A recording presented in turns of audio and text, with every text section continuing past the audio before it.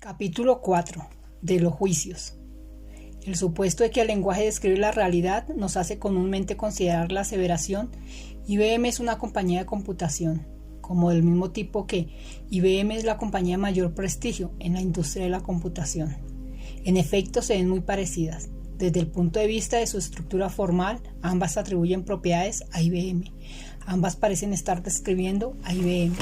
La única diferencia parece ser una de contenido. Las propiedades de las que habla son diferentes. En un caso hablamos acerca de la propiedad de ser una compañía de computación y en la otra de ser la más prestigiosa compañía en la industria de la computación. Lo mismo sucede cuando hablamos de las personas. Frecuentemente tratamos las aseveraciones Isabel es una ciudadana venezolana e Isabel es una ejecutiva muy eficiente como equivalentes. Seguimos suponiendo que ambas proposiciones hablan de las propiedades o cualidades de Isabel y que, por lo tanto, la describen. No desconocemos que desde el punto de vista de su contenido hacemos normalmente una distinción. Solemos decir que la primera proposición remite a lo que llamamos hechos, mientras que la segunda implica un juicio de valor. Reconocemos así que la segunda representa una opinión y que, en materia de opiniones, a diferencia de lo que sucede con los hechos, no cabe esperar el mismo grado de concordancia.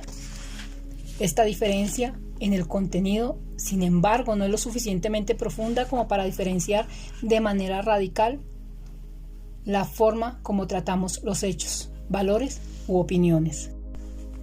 Por siglos hemos tratado estos enunciados de manera similar. Hemos considerado la aseveración Juan mide 1,80 m como equivalente a Juan es bueno. Por lo tanto, hemos investigado qué es bueno o qué es justo, sabio, bello, verdadero, de la misma forma en que podríamos investigar qué significa medir 1,80 m.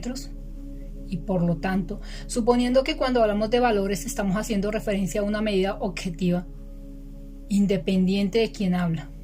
Muchas de nuestras concepciones acerca del bien y el mal, acerca de la justicia, sabiduría, belleza y verdad, están basadas precisamente en el supuesto de que podemos tratarlas en forma objetiva, con independencia del observador que hace la aseveración. Muchas de las interrogantes que han preocupado a la filosofía derivan precisamente del hecho de que no siempre estas aseveraciones se han diferenciado. Bertrand Russell dijo una vez que la mayoría de los problemas filosóficos tienen su raíz en errores lógicos o gramaticales. Estos son algunos de ellos.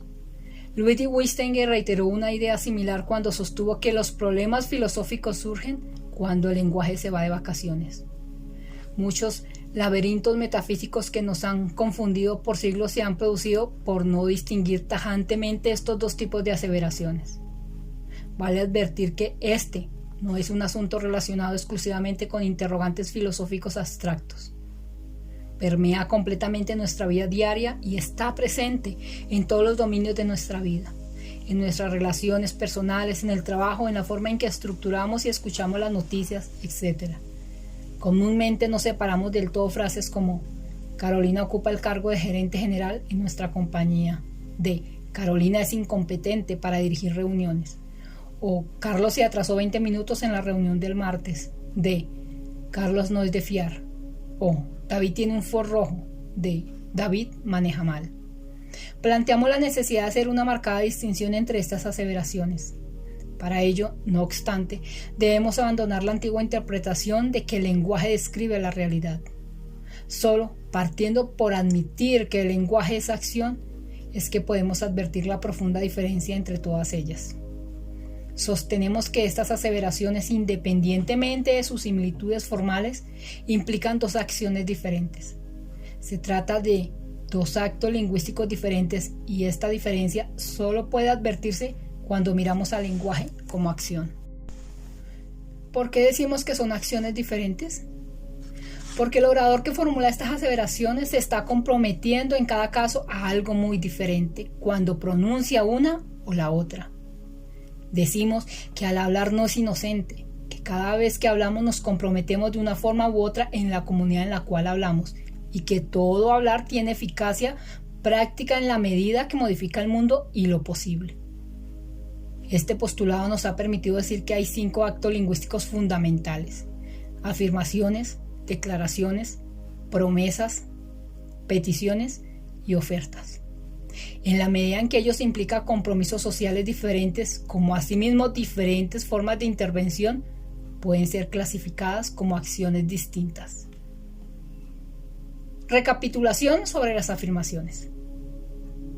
Si examinamos las aseveraciones mencionadas anteriormente, reconoceremos que todas aquellas que hemos puesto en primer lugar, IBM es una compañía de computación, Isabel es una ciudadana venezolana, Carolina ocupa el cargo de gerente general de nuestra compañía, Carlos se atrasó 20 minutos en la reunión del martes, David tiene un Ford rojo, constituyen afirmaciones.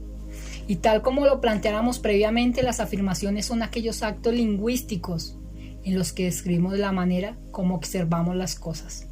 El lenguaje de las afirmaciones es un lenguaje que se somete a un mundo ya existente. En este caso, el lenguaje dirige y la palabra lo sigue. El lenguaje de las afirmaciones es el lenguaje que utilizamos para hablar acerca de lo que sucede. Es el lenguaje de los fenómenos, de los hechos. Como sabemos, las afirmaciones pueden ser verdaderas o falsas. Las afirmaciones son, por lo tanto, aquellos actos lingüísticos mediante los cuales nos comprometemos a proporcionar evidencia de lo que estamos diciendo, si ésta se nos solicita. Nos comprometemos a que, si alguien estuvo en ese lugar en ese momento, tal persona podrá teóricamente corroborar lo que estamos diciendo. Es lo que llamamos un testigo. Si decimos, el producto le fue despachado el viernes pasado y se nos pregunta, ¿por qué dice usted eso? No podemos responder porque yo lo digo. Cuando hacemos una afirmación se espera que podamos proporcionar evidencia de que lo que decimos es verdadero. Las afirmaciones operan dentro de un determinado espacio de consenso social. Acordamos, por ejemplo, hablar del tiempo utilizando las mismas distinciones, años, meses, semanas, días, horas, etc. O hablar de altura basándonos en una escala de medida compartida. Decir 6 pies de altura es una medida clara dentro de una determinada comunidad, pero hablar de altura en términos de pies no es nada de claro en comunidades que usan el sistema métrico. Las diferentes comunidades desarrollan diferentes consensos sociales mediante los cuales aceptan algo como verdadero o falso. Estos consensos son obligatorios para todos los miembros de la comunidad. Toda comunidad crea un espacio declarativo consensual en el cual sus miembros pueden formular afirmaciones. Estos consensos pueden alcanzarse por acuerdos o ser el resultado de una tradición. Consensos típicos son aquellos que se pueden observar, por ejemplo, en las comunidades científicas o profesionales. Dentro de una comunidad científica, una afirmación es aceptada como verdadera si cumple con las reglas y procedimientos definidos por los métodos científicos compartidos. Dentro de la comunidad legal, lo que es aceptado como evidencia puede variar de un país a otro o incluso de un estado a otro dentro de un mismo país, como acontece en los Estados Unidos. Por lo tanto, lo que se considera verdadero en una comunidad puede cambiar según el consenso social vigente. Lo que es verdadero o falso, por lo tanto, es siempre un asunto de consenso social. En la medida en que esos consensos cambian con el tiempo, así también cambia lo que la gente considera verdadero o falso.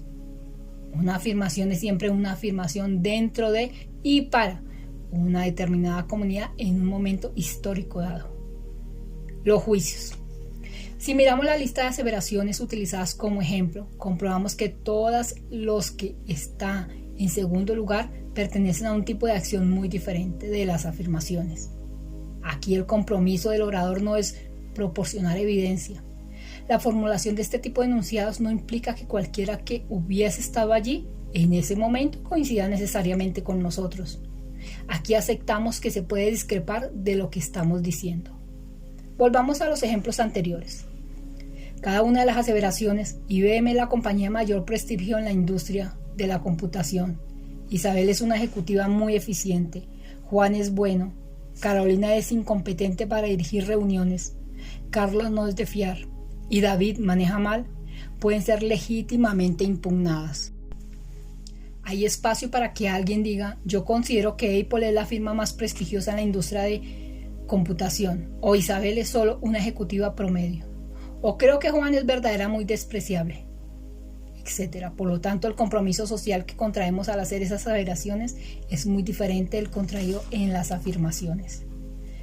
De la misma manera, la eficacia práctica de la palabra es muy diferente en uno y otro caso. La institución de los premios nos ofrece un buen ejemplo de lo que estamos señalando. Cuando se anuncia que Miss Venezuela es la más bella de las concursantes y se les confiere el título de Miss Universo, ¿cuándo fue la más bella? ¿Lo fue cuando se la pronunció como tal, nombrándola Miss Universo? ¿O lo era antes de que este juicio fuera emitido? Debemos reconocer que desde el punto de vista de las propiedades físicas de las concursantes, no hay mayores cambios en ellas antes y después del pronunciamiento. Sin embargo, antes de que se emitiera este pronunciamiento, Miss Venezuela, siendo lo que era, no era la más bella de las concursantes.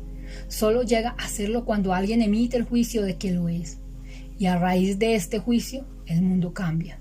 Cambia para quienes aceptan el juicio emitido y obviamente cambia para Miss Venezuela. De allí en adelante su identidad, tanto para sí misma como para los demás, es otra. Lo que hemos visto en este ejemplo es exactamente lo mismo que pasa con todas aquellas aseveraciones que hemos colocado en segundo lugar. A estas segundas aseveraciones las llamamos juicios, y los juicios pertenecen a la clase de actos lingüísticos básicos que hemos llamado declaraciones. Como sabemos, las declaraciones son muy diferentes de las afirmaciones. Ellas generan nuevos mundos.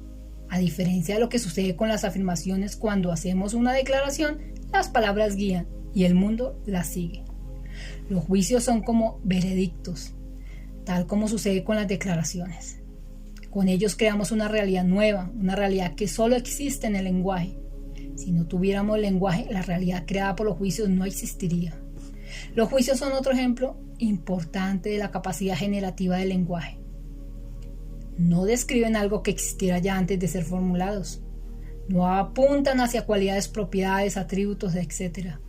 de algún sujeto u objeto determinado. La realidad que generan reside totalmente en la interpretación que proveen. Ellos son enteramente lingüísticos. Cuando decimos, por ejemplo, esta reunión es aburrida, ¿dónde habita aburrido? Comparemos estos dos enunciados. Alejandra es perseverante y Alejandra tiene el pelo castaño. Podríamos decir que la perseverancia es algo que pertenece a Alejandra de la misma forma que le pertenece el pelo castaño. Lo que una afirmación dice acerca de alguien es diferente a lo que dice un juicio. El juicio siempre vive en la persona que lo formula. Si una comunidad ha otorgado autoridad a alguien para emitir un juicio, este puede ser considerado como un juicio válido para esa comunidad.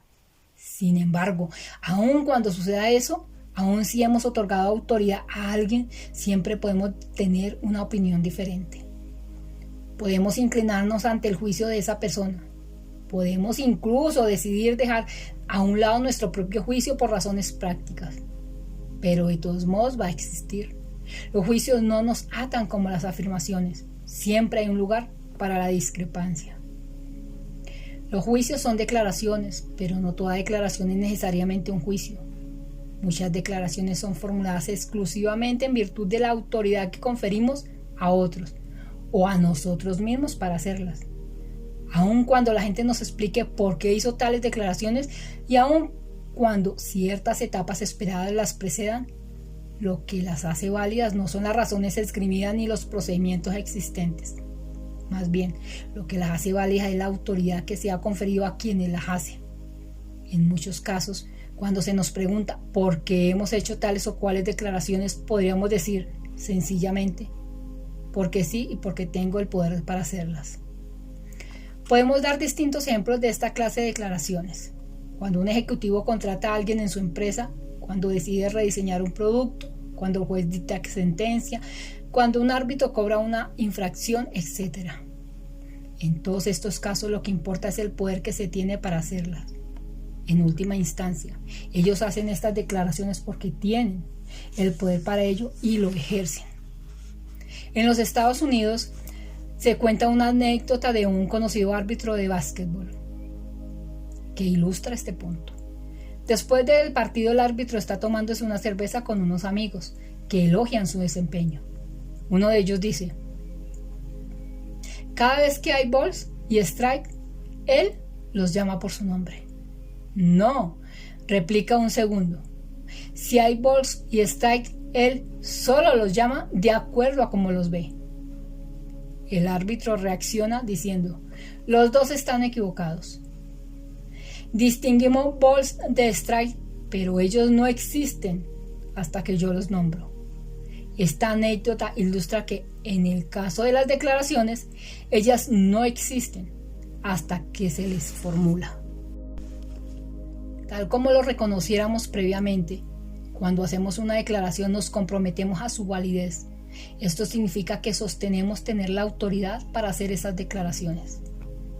Las declaraciones, como sabemos, pueden ser válidas o inválidas, de acuerdo al poder que tenga la persona para hacerlas.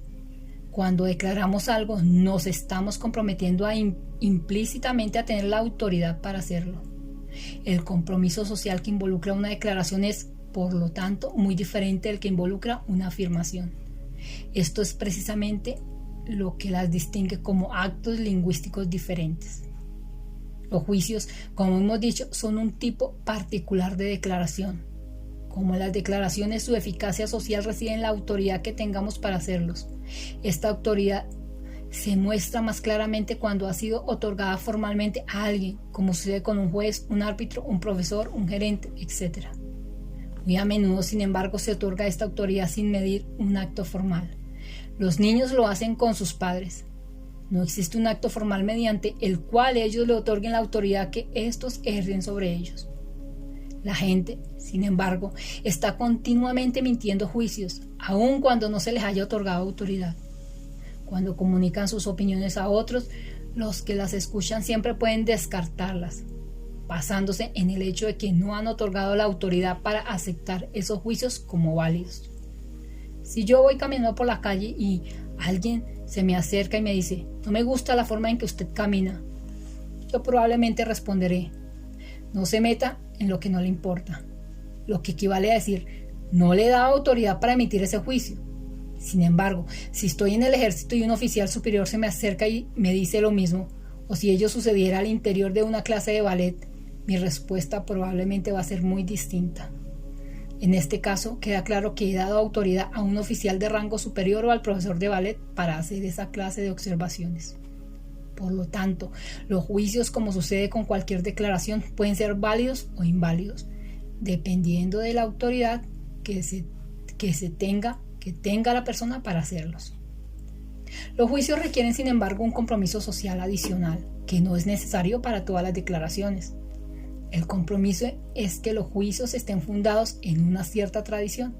Por consiguiente, los juicios no son solamente válidos o inválidos dependiendo de la autoridad otorgada a la persona que los hace. También son fundados o infundados, de acuerdo a la forma en que se relacionan con una determinada tradición, es decir, a la forma como se relacionan con el pasado. Los juicios y la estructura de la temporalidad. Para entender qué son los juicios fundados e infundados, debemos primero indagar en el fenómeno del juicio y examinar cómo éste se relaciona con el tiempo humano. Cuando formulamos un juicio como Miguel es un orador eficaz, ¿qué estamos haciendo? Primero, estamos en el presente emitiendo un veredicto acerca de Miguel. Está, por lo tanto, el acto de emitir el juicio de un determinado presente. Estamos declarando que Miguel es de una determinada manera. Este presente hará de línea de demarcación. La gente que piensa en Miguel después de haber escuchado esta opinión podría muy bien pensar de él en forma diferente. Cuando se emiten juicios acerca de las personas, estos contribuyen a formar su identidad. Los juicios son un componente importante de la identidad de las personas. Pero esto no sucede solamente con las personas. Con nuestros juicios afectamos la identidad de las empresas, países, etc. Segundo, cuando emitimos un juicio, estamos haciendo una referencia al pasado. Para decir Miguel es un orador eficaz, debemos haber escuchado a Miguel actuando como orador en más de una ocasión. Debemos haber observado, por ejemplo, cómo se motivaban las personas cuando él hablaba. Esto es precisamente lo que distingue a los juicios de las otras declaraciones. Cuando hacemos ciertas declaraciones, el compromiso social implícito involucrado es que tengamos la autoridad para hacerlas. Sin embargo, cuando emitimos un juicio, además del comportamiento de autoridad, las personas suponen que este juicio está basado en observaciones de acciones ejecutadas en el pasado. Si me preguntan, ¿ha visto a Miguel hablando? Y yo respondo, no. La gente naturalmente va a sospechar. Si preguntan, ¿pero usted ha escuchado decir esto de Miguel a personas que lo han observado hablar? Y yo respondo nuevamente, no. Podemos anticipar su respuesta reprobatoria. Esto muestra que cuando emitimos un juicio, la gente entiende que nos hemos comprometido a fundar ese juicio a partir de acciones que hemos observado en el pasado. Supondrán que yo observaba a Miguel hablando no una, sino probablemente varias veces. El fundamento de los juicios tiene que ver con la forma en que el pasado es traído al presente cuando se emiten juicios. El tercero, los juicios también hablan acerca del futuro. Cuando emitimos un juicio estamos implicando que solo la base de acciones observadas en el pasado se pueden esperar ciertas acciones en el futuro. Los juicios nos permiten anticipar lo que puede suceder más adelante. Esta es una de las funciones que cumplen los juicios, lo que pone de manifiesto su importancia en la vida. Por medio de los juicios, particularmente en el caso de juicios fundados, podemos entrar al futuro con menos incertidumbre, con un sentido mayor de seguridad, sabiendo lo que podemos esperar y por lo tanto restringiendo el rango de las posibles acciones futuras. Los juicios nos sirven para diseñar nuestro futuro. Operan como una brújula que nos da un sentido de dirección respecto de qué nos cabe esperar en el futuro. Nos permiten anticipar las consecuencias de nuestras acciones o de las otras personas. Si tenemos la responsabilidad de que nuestra empresa realice una presentación de uno de nuestros nuevos productos a una audiencia y tenemos el juicio de que Miguel es un orador eficaz, podríamos inclinarnos a confiar en ese juicio y hacer que Miguel efectúe la presentación. No se lo pediríamos a Pedro, a quien juzgamos un mal orador. Los juicios nos permiten movernos en el futuro de una manera más eficaz, más efectiva. A veces descartamos nuestros juicios porque parecieran no ser tan sólidos como las afirmaciones y porque siempre involucran la posibilidad de discrepancia. No hay juicios verdaderos. Oímos decir, por ejemplo, pero esto es solo una opinión, como si por identificarla como opinión ella perdiera valor. No nos damos cuenta del importante papel de los juicios en nuestras vidas y de cuán útiles nos resultan para guiarnos hacia el futuro. Por esto es que los hacemos a cada momento. Los seres humanos somos generadores incesantes de juicios. Los hacemos todo el tiempo y sobre prácticamente todo lo que observamos. Cada vez que enfrentamos algo nuevo comenzamos a emitir juicios casi automáticamente. Por ejemplo, cada vez que nos presentan a alguien producimos un sinnúmero de juicios. O cada vez que llegamos a un nuevo lugar, somos como máquinas en permanente emisión de juicios. Nietzsche nos advierte de que uno de los rasgos distintivos de los seres humanos es que son animales que enjuician. La clave del juicio es el futuro. Si no estuviésemos preocupados del futuro, no habría necesidad de juicios. ¿A quién le importaría cómo se comportó la gente en el pasado? ¿A quién le interesaría lo que sucedió bajo circunstancias similares? Es en cuanto suponemos que el pasado nos puede guiar hacia el futuro que emitimos juicios. Emitimos juicios porque el futuro nos inquieta. Lo hacemos porque hemos aprendido. Tenemos el juicio que lo ya acontecido puede ser usado para iluminarnos en lo que está por venir. Debido a su fuerte relación con el pasado, los juicios por naturaleza suelen ser sumamente conservadores. Están basados en supuestos que requieren ser examinados con cautela. Cuando emitimos juicios estamos suponiendo que el pasado es un buen consejero del futuro. Estamos suponiendo que, porque algo sucedió una y otra vez en el pasado, podría volver a pasar en el futuro. Sabemos por experiencia que muy a menudo esta es una presunción justa. La vida humana está llena de recurrencias, de cosas que pasan una y otra vez. Sin embargo, todos sabemos que el pasado es solo uno de los factores que deben considerarse cuando nos ocupamos del futuro. Cualquier cosa que haya ocurrido en el pasado no necesariamente tiene que suceder en el futuro. Muchos factores pueden hacer que el futuro sea muy diferente. Es más, Hay dos circunstancias particulares en las que nosotros mismos, a través de nuestras acciones, participamos en hacer que el futuro sea diferente: el aprendizaje y la innovación. El aprendizaje nos permite realizar acciones que no podíamos efectuar en el pasado. Debido a nuestra capacidad de aprendizaje, alguien que en el pasado era muy mal orador puede convertirse en uno muy efectivo en el futuro. Nuestra capacidad de aprender nos permite, por lo tanto, desafiar aquellos juicios acerca de nosotros mismos. La posibilidad de aprendizaje también nos hace estar abiertos a revisar los juicios sobre los demás, dado que aprendemos del pasado y podemos modificar nuestro comportamiento. Además del aprendizaje, tenemos también la capacidad de inventar nuevas acciones, de diseñar nuevas recurrencias, de introducir nuevas prácticas. A esta capacidad la llamamos innovación. Ella nos permite participar en la creación de lo nuevo. Como el futuro puede ser diferente del pasado, debemos ser lo suficientemente abiertos como para tratar nuestros juicios como señales temporales que someteremos a revisiones constantes. Esta capacidad de reexaminar nuestros juicios en forma habitual es una habilidad fundamental para el diseño estratégico. Cuando hablamos de estrategia nos referimos a una forma de pensar el futuro y de diseñar nuestras acciones, que toma en cuenta el hecho de que éste se genera en la interacción con otros y que estos otros pueden modificar sus juicios y por tanto sus acciones de acuerdo, entre otros factores, al juicio que ellos tengan sobre los juicios que nosotros podamos tener sobre ellos. Recursividad, más recursividad, más recursividad, en un proceso teóricamente abierto al infinito y donde siempre cabe añadir una vuelta más. Los líderes y quienes en general son responsables de diseñar el futuro saben cómo aprovechar plenamente los juicios para orientarse en medio de las incertidumbres de los tiempos venideros. Al mismo tiempo, deben evitar convertirse en prisioneros de sus juicios o del pasado que esos juicios traen consigo. Deben aceptar que se pueden producir nuevas situaciones. Es valioso comprender cómo los juicios conectan el pasado, el presente y el futuro, lo que llamamos estructura de la temporalidad. Las afirmaciones, por ejemplo, no suelen tener la capacidad de llevar el pasado hacia el futuro. A pesar de que, como enunciamos, las afirmaciones pueden parecer más fuertes, son menos flexibles en términos de moverse a través de la estructura de la temporalidad. Cuando decimos Carlos se atrasó 20 minutos en la reunión del martes, no tenemos conocimiento alguno sobre cómo se comportará en futuras reuniones.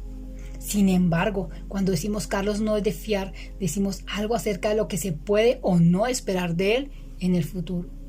Aquí encontramos un área interesante de intersección entre afirmaciones y juicios. Decir Carlos se atrasó 20 minutos en la reunión del martes es una afirmación. Decir Carlos no es de fiar es un juicio. Decir Carlos se atrasará 20 minutos en la reunión del próximo martes es nuevamente una afirmación. Se trata, sí, de una afirmación de las que hemos llamado indecisas, dado que no podemos corroborarla hasta el martes. Sostenemos que esta última es una afirmación y no una declaración porque se trata de una situación en la que la palabra debe adecuarse al mundo y no a la inversa. Este es el criterio que hemos recogido para hacer la demarcación entre afirmaciones y declaraciones. Sin embargo, cuando hacemos afirmaciones indecisas, cabe también, como sucede con juicios, preguntarnos por el fundamento que nos lleva a hacerlas. Toda predicción es una afirmación, pero también con respecto a ellas podemos utilizar el pasado para anticipar el futuro. Ello obviamente no niega el hecho de que se puedan hacer predicciones sin fundamento en el pasado. Las predicciones de las adivinas o los profetas, las profetas religiosas se suelen realizar sin invocar fundamento. Una de las consecuencias de no hacer la diferencia entre afirmaciones y juicios es que ello nos llevaría a tratar los juicios como si fueran afirmaciones. Cuando hacemos esto, restringimos nuestras posibilidades de acción y no aprovechamos lo que los juicios proveen. Tomemos un ejemplo.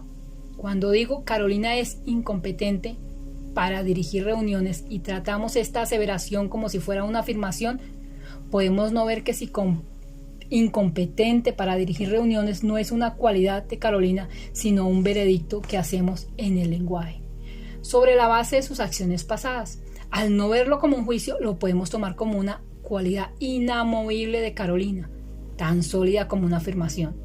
Al mismo tiempo, la proyectamos al futuro como hacemos normalmente con los juicios. Suponemos que esta es la forma de ser de Carolina y que seguirá siendo así en el futuro. Lo que se nos escapa en este ejemplo es la conexión entre juicios y acción. No vemos que al cambiar nuestros actos permitimos que cambien también los juicios acerca de nosotros. Si alguien sostiene el juicio arriba mencionado sobre Carolina, e incluso si la propia Carolina tiene ese juicio sobre sí misma, podemos decir: ¿por qué debiéramos siquiera considerar a Carolina para dirigir reuniones si sabemos que es incompetente? Al hacer esto, anulamos las posibilidades de aprendizaje e innovación. Hemos tomado lo peor del mundo de las afirmaciones y de los juicios. Al hacerlo, hemos transferido el pasado al futuro y hemos eliminado la posibilidad de modificar el pasado y de crear una realidad diferente. Hemos sostenido que no solo actuamos de acuerdo a cómo somos, sino que también somos de acuerdo a cómo actuamos. Hemos dicho que la acción genera ser, segundo principio de la ontología del lenguaje. Es más, hemos postulado que los juicios representan el núcleo de la identidad de las personas. Sobre este tema hablaremos más adelante. Acabamos de apuntar que los juicios se fundan en las acciones del pasado. Cabe, por lo tanto, concluir que en la medida en que modifiquemos nuestras acciones, como acontece, por ejemplo, como resultado del aprendizaje, modificamos nuestra identidad, transformamos nuestro ser. ¿Cómo se fundan los juicios? Habiendo examinado la relación entre los juicios y la estructura de la temporalidad, estamos ahora en condiciones de examinar la forma como fundamos nuestros juicios. Llamamos fundamento a la forma en que el pasado puede utilizarse para formular juicios que nos apoyen efectivamente en tratar con el futuro. Los fundamentos, por lo tanto, conectan las tres instancias de la estructura de temporalidad: pasado, presente y futuro. Hemos dicho que el futuro es la clave de los juicios. Formulamos juicios a causa de nuestra preocupación por el futuro. Comenzaremos, por lo tanto, a examinar los efectos del futuro sobre los fundamentos de nuestros juicios. Dividimos el proceso de fundar un juicio en 5 condicionamientos básicos. Primero, siempre emitimos un juicio por o para algo. Siempre visualizamos un futuro en el cual nuestro juicio abrirá o cerrará posibilidades. Según el juicio que formulemos, algunas acciones van a ser posibles, otras no. Cuando hacemos juicios de comportamiento, como cuando decimos Carlos no es de fiar o Isabel es una ejecutiva muy eficiente, lo hacemos por una acción que anticipamos en el futuro. Esta acción le da sentido al juicio. El por otro o para algo es una dimensión esencial de los juicios. Si decimos, por ejemplo, David maneja mal, el juicio será muy diferente si la acción que nos estamos imaginando son las 400 millas de Indianápolis o el reparto de pizzas dominó. Segundo, cada vez que emitimos un juicio estamos suponiendo que se corteja con un conjunto de estándares de comportamiento para juzgar el desempeño de los individuos, que nos permiten evaluar la efectividad de sus acciones. Una persona puede decir, Bárbara es una lectora veloz, y otra que es una lectora lenta. No solo porque sus observaciones de Bárbara sean distintas, sino también porque los estándares con los que emiten los juicios son diferentes. Sin embargo, no solamente evaluamos las acciones y el comportamiento de las personas, también juzgamos su apariencia, juzgamos los días de la semana, la altura de las montañas, etc. Estos no son juicios de comportamiento. Podemos decir, por ejemplo, Nicolás es delgado. El lunes hizo un lindo día. Nos encontramos frente a unas montañas enormes. Todos estos son juicios. Los estándares utilizados para emitir estos juicios provienen de tradiciones particulares que nos dicen qué es esperar y por lo tanto de expectativas sociales. Si el peso de Nicolás es inferior al que se espera normalmente, haremos el juicio de que es delgado. Si no estamos acostumbrados a vernos rodeados de montañas, vamos a juzgar que las que estamos viendo en ese momento son enormes, mientras que otras personas acostumbradas a ver montañas más altas las van a encontrar bastante bajas. La consideración lindo día puede ser muy distinta para personas que viven en climas diferentes. Como formulamos juicios en relación a algunos estándares, a menudo se establece una polaridad. Si nos encontramos frente a una distinción para la cual podemos producir exactamente la opuesta, podemos sospechar que estamos frente a un juicio. Distinciones como bueno y malo, rápido y lento, competente e incompetente, amistoso y hosco, eficaz e ineficaz, hermoso y feo, etc. Son todas usadas para emitir juicios. Los juicios son históricos, puesto que los estándares que utilizamos para hacerlos cambian con el tiempo. Lo que considerábamos un auto veloz ha cambiado con el tiempo. La gente que tiene que ver con el mundo de los deportes está acostumbrada a ver cómo cambian los estándares. Por ejemplo, cómo un comportamiento considerado sobresaliente en el pasado a menudo pasa a ser solo bueno o incluso regular algunos años después. Lo mismo pasa con los juicios estéticos. Los estándares utilizados para considerar que algo es bello ha cambiado significativamente a través de la historia. En el mundo de la moda observamos cómo los estándares cambian a veces en solo algunos meses. Aunque a menudo no se percibe, la mayoría de los estándares son sociales. Suponemos generalmente que como somos nosotros los que formulamos los juicios, lo hacemos de acuerdo a nuestros propios estándares. En cierto sentido esto es verdad. Los emitimos según estándares que poseemos. Lo que comúnmente no vemos es que esos estándares no fueron producidos por nosotros, sino que pertenecen a la comunidad y corresponden a algunas circunstancias históricas concretas. Cuando juzgamos que alguien es arrogante o que algo es excitante, suponemos que somos nosotros quienes hablamos. Lo estamos haciendo, pero detrás de nosotros también están hablando nuestra comunidad y nuestra tradición. Hemos dicho que la mayoría de los estándares son sociales. Con esto queremos reconocer que a veces ciertas personas se sitúan por sobre o bajo los estándares mantenidos por sus comunidades y contenidos en sus tradiciones. Traen con ellos estándares que no estaban disponibles en su comunidad. Esto es lo que los líderes y los innovadores hacen a menudo. Napoleón, por ejemplo, es bien conocido por la introducción de nuevos estándares en la acción militar. Muchas innovaciones se generan tan solo por examinar los estándares existentes y explorar la posibilidad de establecer otros nuevos. Tercero, cuando emitimos un juicio generalmente lo hacemos dentro de un dominio particular de observación. Cuando evaluamos conductas, estos dominios de observación corresponden a dominios de acción. Cuando no evaluamos comportamientos, tal como esta es una oferta poderosa o esta es la pintura más bella de la exhibición, hablamos solo de dominios de observación. Hablamos de dominios cuando podemos identificar áreas estables de intereses en las cuales especificamos la posibilidad de quiebres recurrentes. La decisión de dominio no apunta, por lo tanto, hacia una entidad existente. No vemos dominios alrededor nuestro. Son consensos o convenciones sociales que adoptamos porque estimamos que nos ayudan a actuar de manera más efectiva. Esto nos permite hablar de dominios como conducir vehículos, dirigir reuniones, la familia, el trabajo, etc. Cuando emitimos un juicio, lo que normalmente hacemos es dictar un veredicto basado en ciertas observaciones. Este juicio está limitado al dominio particular en el cual se hicieron las observaciones. Ellas determinan que el juicio sea más o menos fundado, pero siempre limitado al dominio particular de observación. Si, por ejemplo, alguien rompe sistemáticamente sus promesas de devolvernos el dinero que le hemos prestado, tendremos una buena razón para decir que esa persona no es confiable en el dominio del dinero. Sin embargo, a menudo extendemos nuestros juicios más allá de nuestro dominio de observación. A partir del juicio de que alguien no es de fiar en asuntos de dinero, podemos llegar a suponer que esa persona es poco confiable en relación a sus responsabilidades laborales o de familia.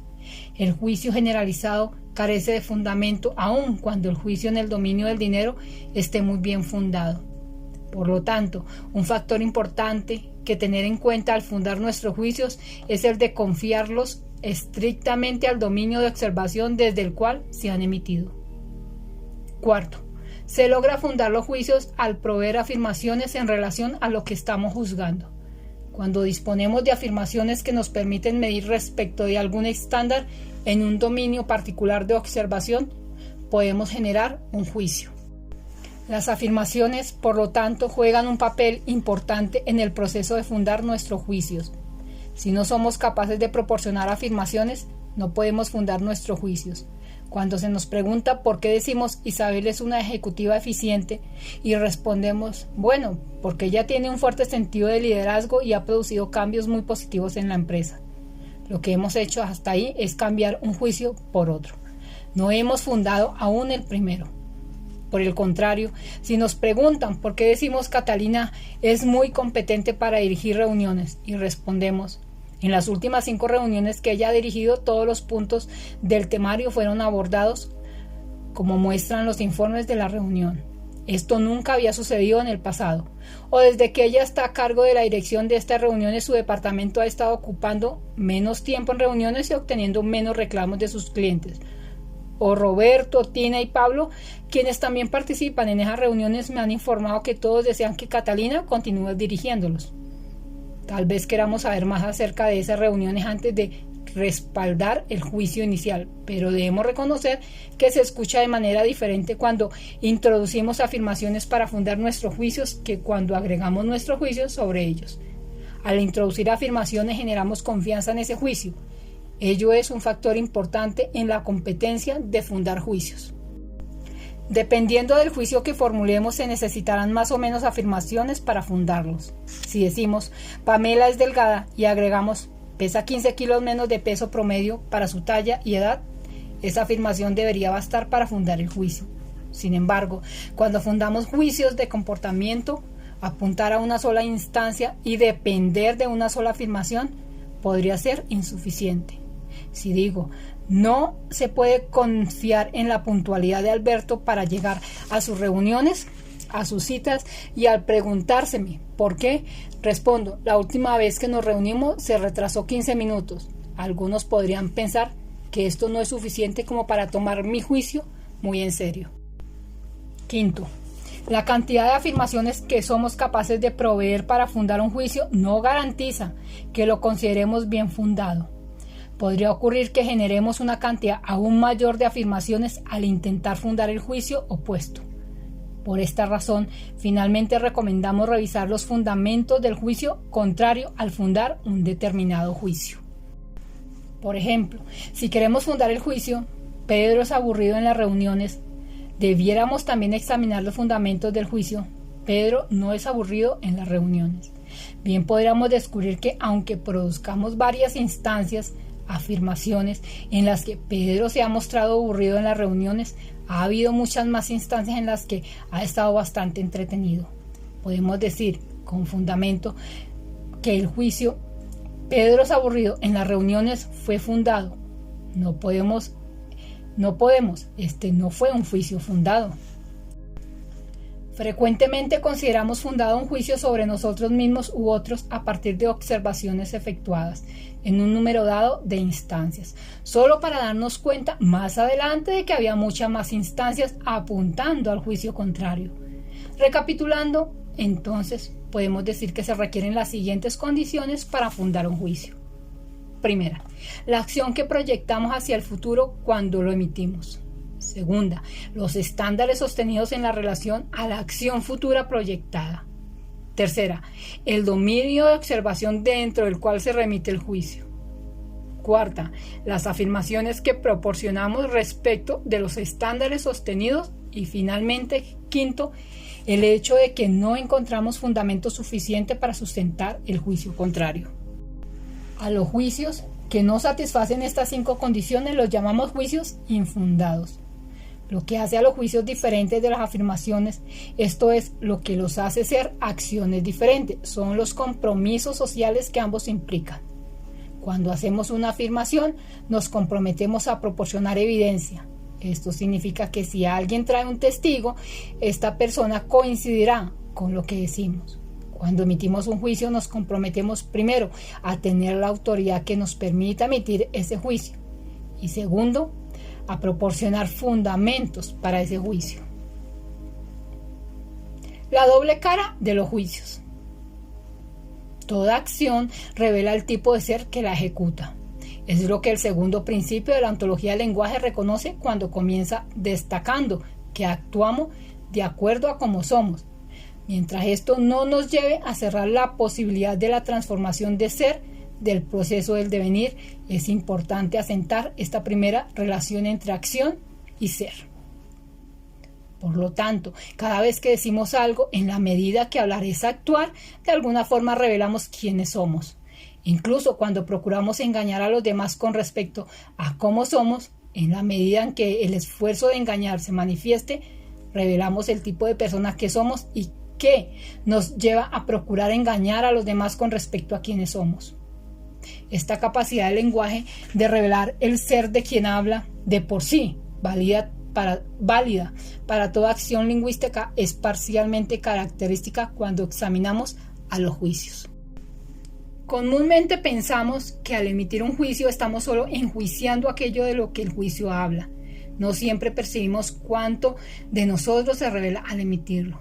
Dado precisamente que el juicio no es una descripción de nuestras observaciones de los hechos o fenómenos, dado que lo que el juicio dice no se encuentra allá afuera, no existe otro acto lingüístico que permita, como lo hacen los juicios, revelar nuestra alma, nuestra forma de ser, con mayor profundidad. El juicio, sostenemos, tiene una doble cara. Es como el Dios Jano. Una cara mira hacia el mundo, la otra mira hacia el ser que somos. Si alguien dice, por ejemplo, los extranjeros son peligrosos, no es mucho lo que sabremos sobre los extranjeros, pero sí sabré algo sobre quien emite tal juicio. De la misma forma, si alguien dice, el cielo está maravilloso, algo sabré sobre el cielo, pero bastante más sabré sobre quién tiene ese juicio. Insistimos, estemos conscientes de ello o no, los juicios siempre hablan de quienes lo emiten. Un aspecto fundamental de la disciplina del coaching ontológico consiste en aprender a tratar los juicios que las personas hacen como ventanas al alma humana. El gran precursor de esta mirada profunda al alma humana fue Friedrich Nietzsche. Para Nietzsche, cada pensamiento no solo merece ser examinado en sí mismo por lo que en tanto tal involucra. Nietzsche nunca olvida que toda idea es siempre dicha por alguien que, al emitirla, revela quién es, y particularmente revela las emociones desde las cuales tales ideas se emiten. En uno de sus más bellos párrafos, que forma parte de un esfuerzo de autocrítica dirigido hacia una de sus obras más tempranas, El nacimiento de la tragedia, examinando la relación entre la búsqueda afanosa de la verdad propia del programa metafísico y la vida, Nietzsche escribe: ¿es acaso la determinación de ser tan científico sobre cualquier cosa un tipo de miedo o una forma de huida del pesimismo? Un último recurso sutil contra la verdad, y en términos morales, una suerte de cobardía y falsedad, en términos amorales, una treta. Oh, Sócrates, ¿era quizás ese tu secreto? Oh, ironista enigmático, ¿era quizás esa tu ironía? Los juicios y el dominio de la ética. Anteriormente sostuvimos que una de las funciones más importantes que jugaban los juicios era su capacidad de orientarnos en nuestras acciones hacia el futuro. Los juicios nos permiten reducir la incertidumbre con la que inevitablemente penetramos por las puertas de la temporalidad. Pero con ello no agotan su importante papel en la vida de los seres humanos. Los seres humanos, hemos sostenido, no pueden vivir sin conferirle sentido a la existencia. Esta es nuestra condición básica de desgarramiento existencial. Una vez arrojados a la vida, no podemos solo dejarnos llevar por ella, como quien se deja llevar por la corriente de un río. Para vivirla, tenemos que generarle sentido. Como lo señaláramos previamente, uno de los rasgos de nuestra fase histórica actual es la gran crisis de sentido que enfrentan los seres humanos. Aquello que Nietzsche llama el nihilismo, y cuya recuperación percibe como el gran desafío de su filosofía. Pues bien, definimos a la ética como el terreno en el cual tomamos posición sobre el sentido de la vida, y donde generamos, en el decir de Ludwig Wittgenstein, aquello que hace que la vida merezca vivirse, o de la manera correcta de vivir. La ética aparece, por lo tanto, relacionada con el mundo de los valores y con lo que tiene valor en la vida, como asimismo con la distinción que hagamos sobre el bien y el mal y la forma como concibamos lo que significa el bien vivir, aquella manera correcta de vivir o el vivir con sentido. El mundo de los valores, que en nuestra definición corresponde al dominio de la ética, es uno de los temas principales de preocupación de Nietzsche y que éste identifica con la esfera de la moral. Para Nietzsche, los seres humanos son seres morales por excelencia, seres que no pueden prescindir del imperativo de conferir sentido a sus vidas y, por tanto, de conferirles valor. Para Nietzsche, la existencia humana representa un desafío moral permanente, un desafío por definir aquello a lo que se le confiere o no se le confiere valor y, en consecuencia, aquello que sea o no capaz de conferirle sentido a la vida. Pues bien, es en el terreno de los juicios en el que los seres humanos libran la batalla del sentido de la vida. Es a nivel de los juicios donde se define el sentido o sinsentido de la existencia.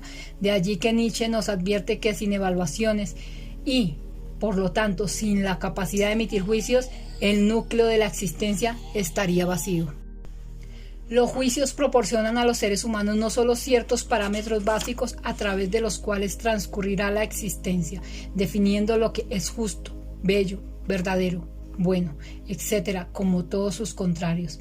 Ellos brindan también la dirección desde la cual los individuos se transforman a sí mismos y se introducen en el futuro.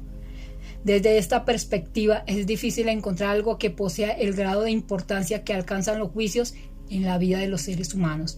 Los juicios representan el núcleo fundamental de la existencia humana. Ellos comprometen la vida misma. Las afirmaciones, con todas sus pretensiones de ser capaces de tocar lo verdadero, solo logran servir a los juicios, particularmente a aquellos que nos constituyen como los seres humanos que somos y desde los cuales sustentamos nuestra vida. Es interesante notar que el tema de las virtudes y vicios, que fuese durante mucho tiempo la manera predominante para abordar la preocupación por el bien vivir, descansa por entero en la temática de los juicios. Cuando hablamos de virtudes, se trata de aquellos juicios que dentro de una particular comunidad se seleccionan como los que aseguran la mejor convivencia entre sus miembros, asimismo como los ideales morales asociados a los seres humanos. Con los vicios, en cambio, se tipifica lo contrario, una clase de acciones que contravienen la adecuada convivencia social y que asocian con la degradación de la vida. Juicios y forma de ser. De lo arriba señalado, surgen algunos aspectos relacionados con los juicios que tienen un impacto directo en la vida personal de cada uno y, particularmente, en nuestras formas de ser. Nos referimos de manera especial a 3 dimensiones particulares que abordaremos a continuación. La primera de ellas se refiere a aquellas personas que se caracterizan por vivir de juicios ajenos y que, por lo tanto, no se constituyen como centro generador de los juicios que rigen su propia existencia. Esto define lo que llamamos la condición de la inautenticidad. Quienes viven en ella delegan en los demás la autoridad para emitir los juicios que les importan. Nada los alegra más que obtener un juicio positivo de los otros. Nada los deprime más que recibir juicios negativos. La lógica de sus actuaciones está fundamentalmente orientada, por lo tanto, a complacer a otros, los que adquieren casi indiscriminadamente autoridad para emitir sus juicios que obviamente afectan a la persona inauténtica. Sus vidas, por lo tanto, pasan a estar dirigidas por fuerzas que no controlan y que son resultantes de los variados juicios que reciben, dado que es inherente a los juicios el que estos puedan ser discrepantes sobre los mismos asuntos. Vivir en la inautenticidad se traduce frecuentemente en una condena permanente al sufrimiento en la medida que resulta imposible satisfacer a todos alrededor. Basta un solo juicio negativo para afectar la estabilidad emocional de la persona inauténtica. La segunda dimensión que nos interesa mencionar es aquella que consiste en tratar a los juicios como afirmaciones, sin hacer la distinción entre ambos. Para quienes operan así, las consecuencias suelen ser la rigidez, la intolerancia y el cierre de múltiples posibilidades de aprendizaje. Para estos, los juicios no representan la posibilidad de puntos de vista discrepantes e incluso de mayor diversidad y de enriquecimiento. Un juicio diferente es tratado como error, como falsedad. El legítimo espacio de la discrepancia se transforma en un espacio potencial de confrontación. En la medida en que considero mis juicios como verdaderos y los ajenos como falsos, relego los demás a la esfera del mal o incluso de lo diabólico. Hemos creado el terreno para el fundamentalismo y la intolerancia. Al tratar a los juicios como afirmaciones, también cierro espacio para la transformación. Tiendo a tratar los juicios como rasgos permanentes, clausuro las posibilidades de aprendizaje y por lo tanto restringo la plasticidad de la vida. Se vive dentro de lo que llamamos la actitud metafísica con respecto a la existencia. La tercera dimensión se refiere a quienes viven sin ser capaces de distinguir entre juicios fundados y juicios infundados. Las consecuencias son la decepción permanente con respecto a sus expectativas y una gran dificultad para diseñar el futuro. No logran entender por qué a ellos las cosas no les resultan como quisieran y se comparan con los demás sin entender por qué a ellos el éxito les es tan esquivo. Ellos viven en interpretaciones mágicas y la vida les resulta, por lo general, un misterio. Sus propias incapacidades para fundar juicios pueden llevarlos a posturas de resentimiento, dado que ven como una injusticia tanto los éxitos de los demás como los fracasos propios. Cuando no caen en el resentimiento, caen en cambio en euforias u optimismos ficticios. La incapacidad de fundar juicios se traduce en una forma de vida infundada. Más allá del bien y del mal. Si entendemos la autenticidad como la condición de vivir de los propios juicios, de convertirse en quien establece la medida de sus propias acciones, no basta con solo evitar que la vida se rija por los juicios de otros. No basta solo con determinar quién emitió el juicio que rige nuestro comportamiento. La emisión de un juicio no asegura pertenencia. Lo importante es establecer a quién realmente pertenece el juicio emitido. No es suficiente que sea yo quien emite un juicio, si al hacerlo solo estoy endosando acríticamente juicios que he encontrado disponibles dentro de mi comunidad. La mayoría de los seres humanos, aun cuando sean los que emiten los juicios que definen sus acciones, al emitirlos no suelen hacer más que repetir los juicios que encuentran a la mano, sin examinarlos críticamente, sin enjuiciar el juicio que pronuncian. Nuestros juicios espontáneos poseen la condición de la inautenticidad. Ellos se emiten dentro de los múltiples automatismos de los que somos portadores como seres sociales. Es sorprendente, sin embargo, la autoridad que conferimos a nuestros juicios espontáneos para resolver cuestiones fundamentales en nuestras vidas. Y aunque podamos vivirlos como juicios nuestros, no somos realmente nosotros los que los poseemos, más bien, tales juicios nos poseen a nosotros. En la medida en que ellos rijan nuestro comportamiento, estamos todavía cautivos de la condición de la inautenticidad. No somos todavía seres humanos efectivamente libres, ni amos de nuestras vidas. El ser humano que logra acceder a todo su potencial de libertad es aquel que somete su existencia al rigor de la autenticidad, que aprende a enjuiciar los juicios, a evaluar las evaluaciones, a examinar los valores que encuentra a la mano. Ello lo obliga, por lo tanto, a trascender muchas de las formas heredadas que hacen la demarcación entre el bien y el mal, y toma la responsabilidad de crear esa demarcación nuevamente para sí.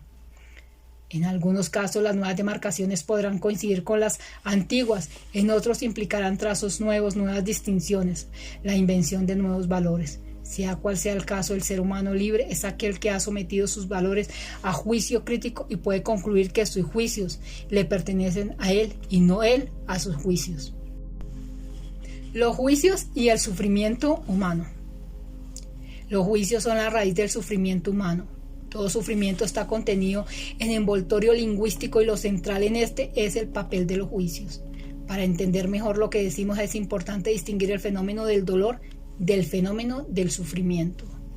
Por dolor entenderemos un fenómeno que tiene fundamentalmente raíces biológicas y que afecta a nuestro sistema nervioso. Si pongo mi mano al fuego, sentiré dolor. Esta experiencia se puede explicar por completo al interior de la dinámica del sistema nervioso. Por sufrimiento entenderemos algo diferente.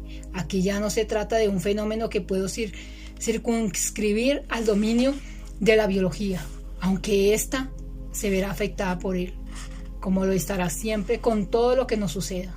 Cuando hablamos del sufrimiento, nuestra tradición alude a una suerte de dolor del alma, y ello no nos parece mal en la medida en que estemos dispuestos a reconocer que lo que por siglos hemos llamado el alma es un fenómeno de naturaleza lingüística. El sufrimiento, a diferencia del dolor, surge de las interpretaciones que hacemos sobre lo que nos acontece y muy particularmente de los juicios en que dichas interpretaciones descansan. Tomemos algunos ejemplos.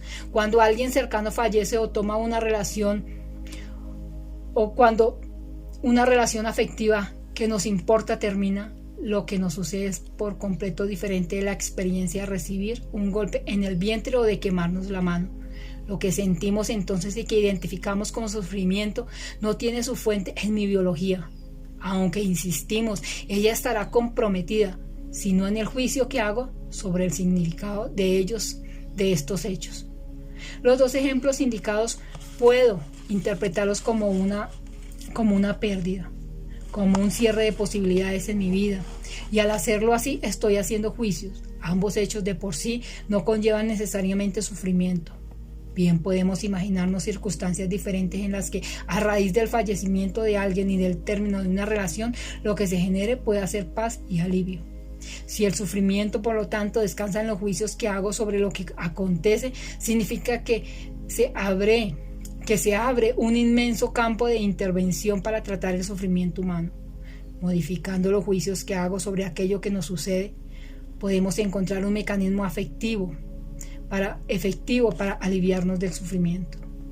Lo que señalamos no representa algo profundamente original. Lo que estamos diciendo ha sido reconocido desde hace muchos siglos, particularmente por los filósofos estoicos. Dentro de ellos cabe destacar la figura de Epicteto, aquel esclavo griego que viviera en la segunda mitad del siglo I y a comienzos del segundo después de Cristo, en el tiempo de los romanos, y con quien el emperador Adriano tuviera largas conversaciones. Las enseñanzas de Epicteto nos han llegado por la recopilación que de ellas hiciera su discípulo, Flavio Arriano. Dentro de las recomendaciones que nos hace Epicteto destaca la siguiente: no es lo que ha sucedido lo que molesta a un hombre, dado que lo mismo puede no molestar a otro. Es su juicio sobre lo sucedido. Es un contexto distinto. Epicteto apunta en una dirección similar. No olvides que no es el hombre que te envilece y golpea aquel que te insulta, sino tu propio juicio de que este hombre te insulta. Por lo tanto, cuando alguien te irrita, ten por seguro que es tu propia opinión la que te ha irritado. Y comprométete a no dejarte llevar por las impresiones externas, dado que una vez que ganes tiempo y postergues tu reacción, podrás más fácilmente llegar a ser el amo de ti mismo. Permítasenos hacer dos advertencias antes de cerrar esta sección.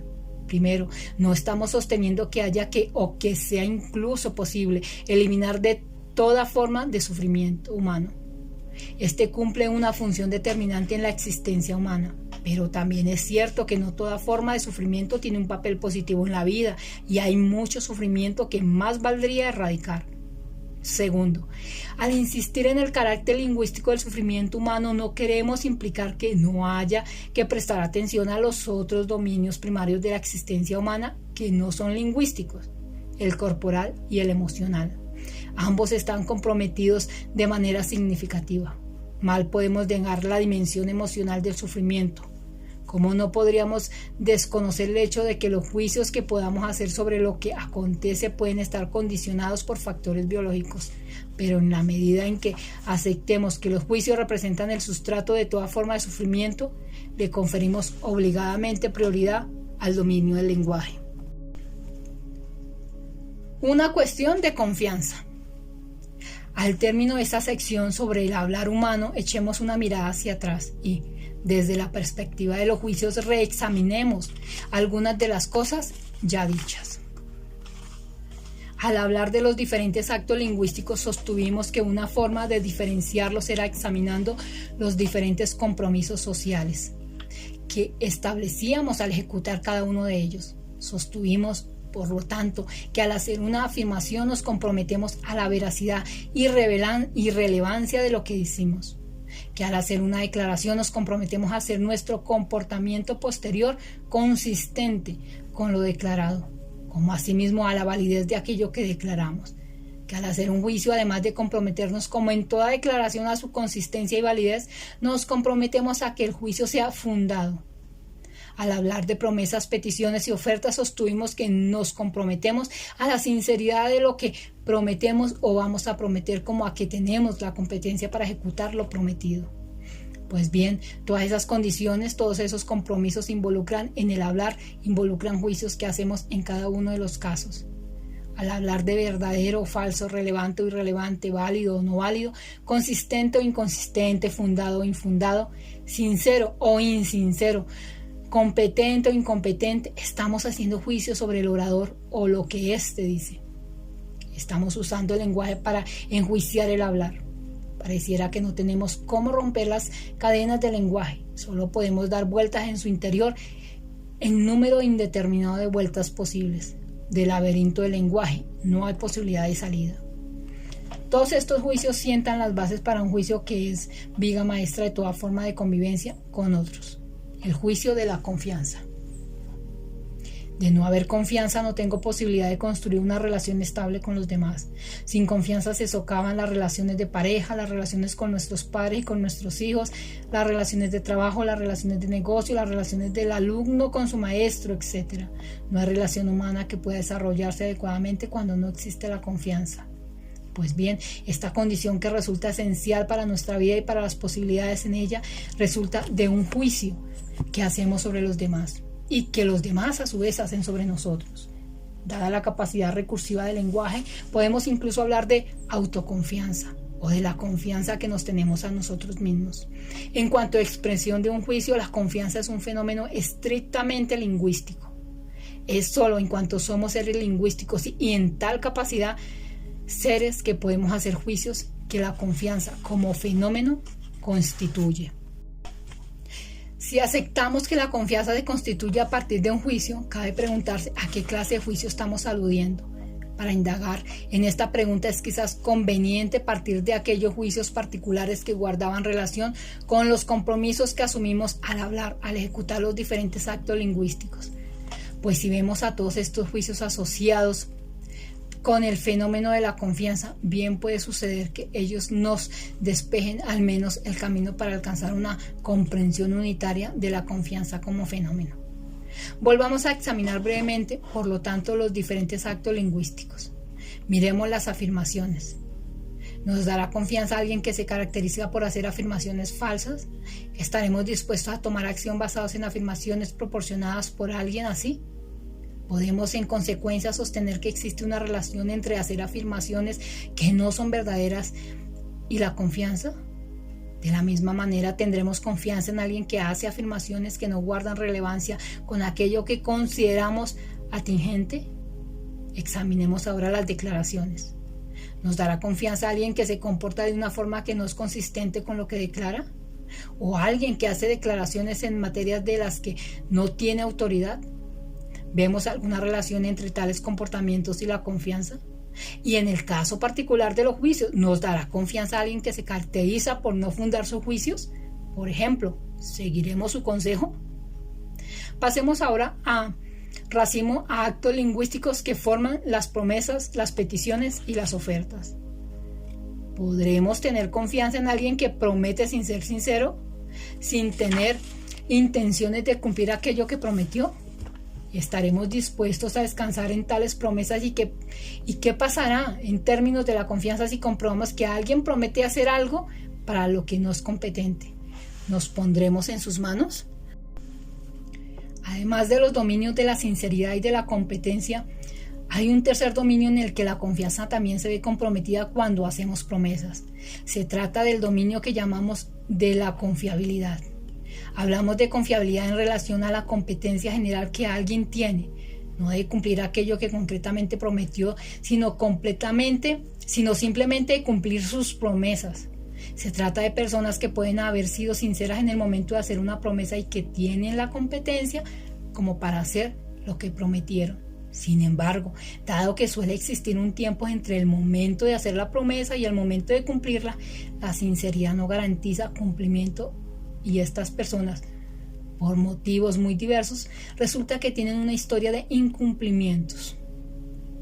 ¿Tendremos confianza en alguien así? La confianza, por lo tanto, es un juicio que se ve comprometido en todos y cada uno de los actos lingüísticos que realizamos. Según nos desempeñemos en ellos, los demás tendrán más o menos confianza en nosotros. Según cómo se desempeñen los demás, tendremos más o menos confianza en ellos. Nuestra impecabilidad en el respeto a los compromisos involucrados en cada acto lingüístico es la base que nos permite construir la confianza que los demás tengan en nosotros. Pero, ¿podemos acaso decir que detrás del respeto a los diferentes compromisos que están involucrados en cada acto lingüístico hay un mismo fenómeno que se revela en estos compromisos particulares? En otras palabras, ¿son todos estos casos particulares de un mismo fenómeno general? Y de ser así, ¿cuál fenómeno es este? Nuestra respuesta es afirmativa. Consideramos en efecto que todos estos casos son solo expresiones de un mismo fenómeno. El respeto por cada uno de estos compromisos particulares es expresión de algo global que entra en juego en cada uno de estos casos. Nos referimos al respeto por el otro, al respeto que en la convivencia social nos brindamos los unos a los otros en cuanto personas. Humberto Maturana llama a lo anterior amor. Nosotros preferimos el término respeto. Estamos, sin embargo, hablando de lo mismo. Hacia una ética fundada en el respeto. ¿Qué es el respeto? Es un fenómeno que, como sucede con varios juicios, podemos distinguir en dos dominios diferentes de la existencia humana. En el dominio del lenguaje y en el dominio emocional. Por ahora nos circunscribiremos a lo que guarda relación con el respeto como fenómeno del dominio del lenguaje. Como fenómeno lingüístico decimos que el respeto es el juicio de aceptación del otro como un ser diferente de mí, legítimo en su forma de ser y autónomo en su capacidad de actuar. Implica, por lo tanto, la aceptación de la diferencia, de la legitimidad y de la autonomía del otro en nuestra convivencia en común. Implica, por ende, la disposición a concederle al otro un espacio de plena y recíproca legitimidad para la prosecución de sus inquietudes. Cuando a partir de las instancias particulares ligadas a la ética de los distintos compromisos que resultan de los diferentes actos lingüísticos, logramos situarnos en el fenómeno unitario asociado con el respeto mutuo, comprobamos que la confianza no solo se manifiesta como un juicio que realizamos con respecto a las acciones del hablar, sino también en toda forma de comportamiento en que entramos en relación con otros. La confianza, insistimos, se constituye como un juicio y es por lo tanto un fenómeno estrictamente lingüístico, pero el juicio que constituye a la confianza puede hacerse tanto sobre las acciones lingüísticas como sobre cualquier otra acción humana. Veamos un ejemplo. Si voy caminando de noche por la calle y veo que alguien se me acerca en actitud que puedo calificar en mi juicio de sospechosa, puedo decir que esa persona no me da confianza y a partir de ello optar por cruzar a la vereda de enfrente, que está más iluminada y con gente. Esa persona que me pareció sospechosa no alcanzó a abrir su boca y yo ya había emitido mi juicio de desconfianza. No había hecho ninguna afirmación que yo pudiera considerar falsa, ninguna declaración que fuese no válida, ninguna promesa. Mi juicio de desconfianza se sustenta simplemente en la presunción de que tal persona podría no reconocerme como alguien que ocupa un espacio legítimo en la convivencia mutua y que podría, en consecuencia, violar mi integridad como persona. Esto nos lleva a un punto fundamental en la ontología del lenguaje. Se trata del reconocimiento de que la ontología del lenguaje se sustenta en una determinada ética de la convivencia basada en el respeto mutuo. El respeto mutuo, como nos lo señala Maturana, es no solo precondición del propio lenguaje, sino de toda forma de convivencia social desde la cual el mismo lenguaje emerge. Una vez que entendemos la imposibilidad de separar por completo la esfera de las ideas del mundo de la vida, una vez que aceptamos que los seres humanos son seres morales, seres que hacen juicios y al hacerlos generan valores y confieren sentido a su existencia, una vez que hemos aceptado lo anterior, no podemos aislar lo que sostenemos del dominio de la ética.